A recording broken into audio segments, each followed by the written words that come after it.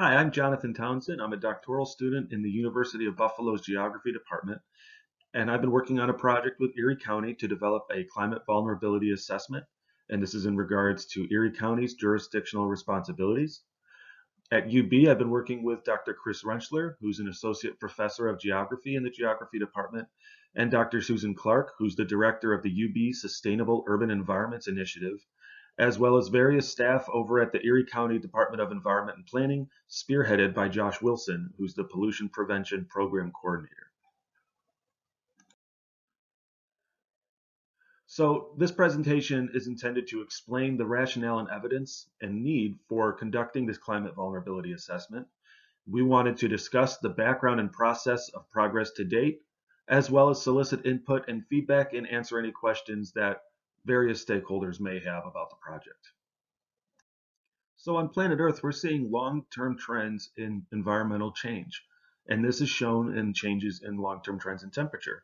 So for instance, temperature has been going up for decades, and this is shown in 2019 as June was the hottest on record for the globe, followed by July of 2019 was hottest on record for the globe. So this shows that the long-term trend is temperature is going up, and this is causing changes in our environment. So there are several ways that this change in environmental conditions has been documented. One of these has been in tracking atmospheric carbon dioxide concentrations. And at the Mauna Loa Observatory in Hawaii, the Scripps Institute of Oceanography has been recording carbon dioxide concentrations in parts per million over the last several decades. And if you note at this chart, those concentrations have been steadily increasing over that time span. Another way this change is being documented is by noting the growing zones for vegetation. This is something that landscapers, gardeners, foresters, anybody dealing with any type of vegetation should know, that certain plants require certain temperatures, certain elevations, and things of that sort. And the Arbor Day Foundation has been publishing growing zones to help people identify which zone they're in and what species of plant might grow best for their location. And they've been doing this for decades. As recently as 2015, they released a comparison between the growing zones for 1990 and the growing zones for 25 years later in 2015. And as you can clearly see, the growing zones are shifting. In fact, many trees are migrating northward. They don't migrate as quickly as a bird or a butterfly or a bat might do, but they certainly have been moving over that time span. This environmental change has also been documented when looking at the long-term changes in average daily maximum temperature over time. So this chart is sourced from data from the U.S. Climate Resilience Toolkit for Erie County specifically. On the left in gray is the observed change in average daily maximum temperature. And on the right, you have blue and red. So the red is the high emission scenario, and the blue is a low emission scenario. So these are projections and what is an anticipated change in that daily maximum temperature over time. And by emissions, we mean greenhouse gas emissions. So these are the substances that human activity is putting out into the environment at a higher rate than would normally have been happening. And these greenhouse gases trap heat from the sun, creating the conditions that result in a warming planet. And as you can see on this chart, the average daily maximum temperature has been increasing for the last several decades. If you look at the observed values, and looking into the future, it's going to continue to increase based on these projections. So the Earth is a complex system, and the changes that environmental change in our climate may bring are varied, complex, and interrelated. So we felt it might be helpful if we broke this down into little chunks that we can analyze individually and look at how the larger processes are involved. So when we look at this, we can think of it as the parameter, process, and consequence. So parameters might be something like temperature and precipitation, and they have consequences for physical, chemical, and biological processes. And these consequences are both direct and indirect. So this is another way to look at that concept. So we have the parameters on the left, processes in the middle, and consequences on the right. And so here we've got a chart of changes in temperature over time. And again, we've in the gray on the left from 1961 to 1990, we've got the observed days over 100 degrees, which as you may note is 0. And then moving towards the right, we've got the days over 100 degrees on a lower emission scenario in orange, and the similar values in red for the higher emission scenarios. So a couple slides ago, we described what we mean by emissions. So those are greenhouse gas emissions. These different scenarios involve a best case and a worst case scenario. So the lower emission scenario is the scenario if the world gets their act together, starts to reduce our greenhouse gas emissions and help solve this problem, versus the higher emission scenario, which is the opposite, where we as a species fail to control our emissions, and this would be the scenario that would result from that. So if you look at this slide again, historically we had 0 days over 100 degrees Fahrenheit. Looking to the future, we might have 3 to 14 days over 100 degrees Fahrenheit in Buffalo during our summers.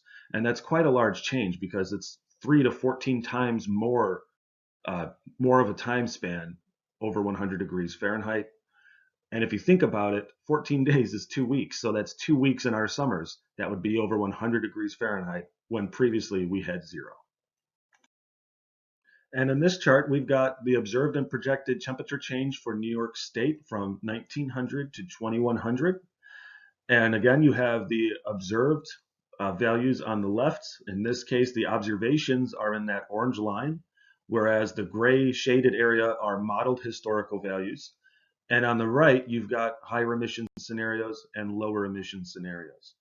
And as with the previous chart, what we're seeing here is a continued increase, whether you're looking at the changes over the historical values or the changes looking in the future with the lower emissions or higher emissions. The values remain increasing over time. So now we're going to segue to a different parameter. This is precipitation, specifically extreme precipitation events. This is for New York State, and this is the modeling of the number of rainfall events over 1 inch between 1960 and 2100. On the left, in the black line, are the observed values, and throughout on the blue line are the modeled values, and they're using the HAD-CM3 global climate model as shown in the caption. And what's interesting here is that even from the beginning of the model, the observed values were greater than the modeled values. And again, the takeaway is that this parameter is being impacted by climate change, and the number of extreme precipitation events continues to climb using this data. And here is another chart of observed number of extreme precipitation events in New York State. This is looking at the annual number of days with precipitation above 2 inches. And if you look at the chart, those numbers of days is starting to climb, starting at about 1990 and 2000. And looking at the caption, you might note that over the past 20 years, New York has experienced an above average number of extreme rain events, with the most recent 5-year period at the time of this data being released, 2010 to 2014, experiencing the highest frequency in the historical record. So this 5-year period that just recently ended was the greatest frequency of extreme precipitation events with rain or precipitation over 2 inches in the historical record. So to bring it all together, the parameters of temperature and precipitation, as well as other parameters that might be involved, vary in time and space. And this environmental change may result in extremes in both long-term changes as well as extremes in variability. So you might have one year where it goes hot and cold, up and down, and the same with wet and dry. You might have a summer where you have a period of extended drought followed by extended periods of extreme precipitation. And all of these things collectively can have, again, these interrelated impacts that you need to consider when you're looking to the future. So to provide a little more background on how parameters interact with a natural ecosystem, we wanted to show you an example shown here, looking at temperature, precipitation, and the impacts that these parameters might have on an aquatic ecosystem. So looking at temperature, you might have changes in heat or cold or changes in dissolved oxygen in that aquatic ecosystem, and this results in physical changes in those physical processes. Precipitation might result in flooding or erosion, especially an extreme precipitation event with rainfall over 2 inches. And so all of this can result in chemical changes in an aquatic ecosystem. And when you're combining these two things together, you start to see system level impacts on things like habitat and biodiversity, which in turn impact those biological processes. one of these parameters can impact an aquatic ecosystem. Combining multiple parameters with multiple changes, especially in these various levels of processes, that physical, chemical, and biological arena, it's easy to see that you could have extreme changes in your natural setting. But remember, we're not necessarily talking about a natural setting. We're conducting the climate vulnerability assessment for Erie County. So we're trying to think of this in terms of Erie County's jurisdictional responsibilities. So let's take a look at this. Again, we have the parameter of temperature, and we've got our physical, chemical, and biological processes. So a primary impact from changes in temperature could result in the physical changes, such as the increase in the interior temperature of someone's home. And this primary impact can lead to a secondary indirect impact of heat stroke, illness, and even morbidity. Temperature can cause a primary impact in chemical processes, such as alterations in nutrient cycling. And these changes in nutrient cycling can lead to increased cost of agriculture. Changes in temperature can also increase the risk of vector-borne disease and exacerbate the spread of invasive species. So these are other things in the biological processes. And then looking at the other parameter of precipitation. So we've been using temperature and precipitation as case study examples here. We've got the primary impact on a physical process of a greater risk of flooding and impacting operations of the Department of Transportation in Erie County. And this leads to a secondary impact of an increase in damage to infrastructure and cost of repairs. And assessing this increase in damage and increase in cost is important, and being able to mitigate these impacts looking into the future. Chemical processes such as a reduction of pH and increased acidity from extreme precipitation events can lead to increased salt loads and increase in cost of water treatment. And an increase in precipitation can also lead to an increase in erosion and a loss of agricultural land. And this erosion and loss of land reduces water quality. It also can reduce the agricultural yield of a local farmer's crop, and it can impact recreation as well as water treatment. So when we look to assess and model these hazards, one thing we noted as we worked through our literature review is that it was important to focus on climate modeling and not necessarily historical data. And while historical data is useful and it is a factor in this process, it can't be directly compared to future predictions. And this is because future variability may not follow historical patterns. There's nonlinear alterations taking place from climate change related impacts, and we'll look at that in the next slide. So here you've got atmospheric carbon dioxide concentration, data provided by Our World in Data. And this is looking at atmospheric CO2 concentration over the last 800,000 years or so.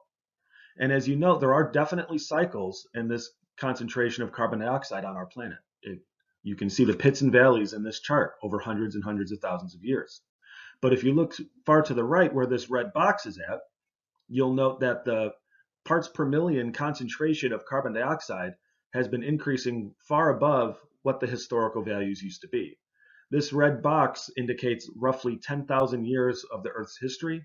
And in the past 10,000 years, you start to see that peak going up. And instead of going down like it has done for the last 800,000 years or so, it continues to climb. In fact, if you note, over the last million years or so, 300 parts per million was about the upward limit of where our atmospheric carbon dioxide concentrations reached. And right now we've crossed that 400 part per million threshold. So we are in uncharted territory in terms of atmospheric carbon dioxide concentration. And this is further borne out if you take a look at the change in temperature over time. So this is from a study that assessed multiple different models, multiple different projections, as well as data. But I think what you wanted to focus on are the low emission scenario and high emission scenario on the right, and the historical data on the left. And if you're looking at the historical data over the last 10,000 years or so, that was a relatively flat change in temperature over that time. Note to where 2005 is at towards the middle of the graph, and looking to the future over 2100 and 2200, we see that this temperature is definitely increasing above what the historical values were. So this is what we mean by the concept of nonlinearity in climate change related impacts, and why we have to use model data for looking to the future as opposed to comparing it with historical data, because the historical data, the trends that have been taking place for the last several millennia, are not what we project to take place in the future. So to assess the threats that we would be analyzing in this climate vulnerability assessment, we wanted to look for previous guidance documents, and one of the documents we looked at was the 2015 Multi-Jurisdictional Hazard Report, which outlined various hazards that Erie County might face, both natural and man-made, as well as climate-related and not related to climate change. So we wanted to include those in this assessment, and we also added to the hazards that we would take a look at. So hazards with an asterisk represent additional hazards that we wanted to incorporate into the climate vulnerability assessment that were not included in the multi-jurisdictional hazard report in 2015. And in order to narrow down the hazards we wanted to assess in this climate vulnerability assessment, we took the list from guidance documents such as the multi-jurisdictional hazard report, as well as the additional hazards we were interested in looking at, and processed them through a decision-making framework that you see here. So we looked at the frequency and duration of the threat, how often do they occur and how long does the impact last, as well as the jurisdiction. So is this something that Erie County would be able to have an impact on, as well as the impact of the hazard. Is it an extreme impact or is it relatively mild in our area? And looking at the parameters here, looking at temperature and precipitation, changes in extremes might have a high frequency and a high duration and a high impact. And these are things that Erie County might be able to have jurisdiction over. For example, warming stations or cooling stations in periods of extreme cold or extreme heat, as well as mitigation efforts to reduce the damage that extreme precipitation events might cause. And looking towards the bottom of the chart, an event like a tornado does take place in Western New York. They're not uncommon, but they are relatively low in frequency and duration. Erie County can't really do very much to prevent the impact from those, so there's not much jurisdictional oversight that Erie County has. And because they're of low frequency and duration, the impact from tornadoes is generally minor in our area. So based on these guidance documents, literature, and input from stakeholders, we selected these 5 parameters: temperature, precipitation, wind, vector-borne diseases, and invasive species and harmful algal blooms. These priority hazards will be further refined or expanded based on internal and external stakeholder input. Another method we used to guide this process was looking at the People's Resiliency Framework, which was developed in 2010 by Dr. Chris Rentschler. And this was an effort to define and quantify community resilience to natural disasters through assessing the functionality of these 7 interrelated dimensions under times of stress. So the People's Framework stands for population and demographics, environmental and ecosystem, organized governmental services, physical infrastructure, lifestyle and community competence, economic development, and social cultural capital. And these 7 dimensions interrelate with each other to provide kind of a holistic framework for us to use while we're assessing these climate threats and hazards. And here's an example of how we applied that framework. So we looked at vulnerable populations at the individual, neighborhood, business, and county level. And in this chart, we used temperature and precipitation as examples of the effects that they might have. And looking at individuals, vulnerable populations might be disadvantaged in low-income populations. These people may have an impact to health and finances from air quality impacts and utility costs in periods of extreme heat. And there's risk to individual health from flooding or heavy snow. At the neighborhood level, the populations are similar with disadvantaged and low-income populations. And there's also the proximity to risk areas. Temperature effects include disadvantaged neighborhoods lacking access to warming and cooling stations, and disadvantaged neighborhoods lacking disaster preparedness and are also slow to recover from disasters. And this is borne out in the literature on social vulnerability. Another vulnerable population are businesses, and this includes everything from large shopping centers, small stores, and home businesses. And the temperature effects on all of those are the same: the cost of heating and cooling, as well as precipitation effects, which may include damage to physical infrastructure of businesses. Erie County's jurisdictional responsibilities include roads, sewers, and social support networks. And these extremes in temperature could impact county infrastructure, stress the budget, and this in turn impacts the ability to provide social services. Extreme precipitation events can result in flooding, and snow removal can impact sewer infrastructure and social services, as well as increased costs of municipal burdens. In looking at how temperature is related to public health, we can look at rising temperatures. So rising temperatures result in more frequent heat waves, which can result in dehydration, heat strokes, and aggravated cardiovascular and respiratory illnesses. Precipitation is also related to public health impacts. So an increase in flooding and storms can lead to water contamination, which leads to waterborne illnesses. It can lead to property loss and infrastructure damage, which can result in financial stresses as well as potentially injury and even death. Changes in air quality can result from changes in temperature as well as exacerbated spread of invasive species that has been promoted by climate change. So intense wildfires are not common around Western New York, but that is an example of something that diminishes the quality of the air. Extreme temperature can also lead to increases in ozone, and all of this can also aggravate existing illnesses such as cardiovascular and respiratory conditions. And when looking at how vector-borne diseases interact with climate change to affect one's health, an increase in flooding and storms, changes in precipitation, the increase in the duration of the warm season, as well as changes in medium temperature, collectively impact the range and distribution of invasive species as well as organisms that cause vector-borne diseases. Collectively, this could increase cases of diseases such as Lyme's disease, malaria, Zika, and West Nile virus. So this process was the first step in assessing the hazards to be evaluated.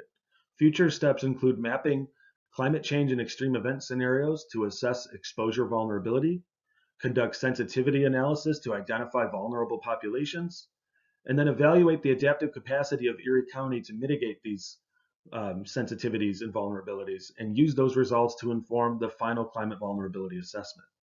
As part of this video and presentation, we are also developing a short questionnaire to solicit feedback about the project and the information presented here. And we do want to note that this project has been funded in part by the Climate Smart Community Grant Program, Title 15 of the Environmental Protection Fund, as managed by the New York State Department of Environmental Conservation.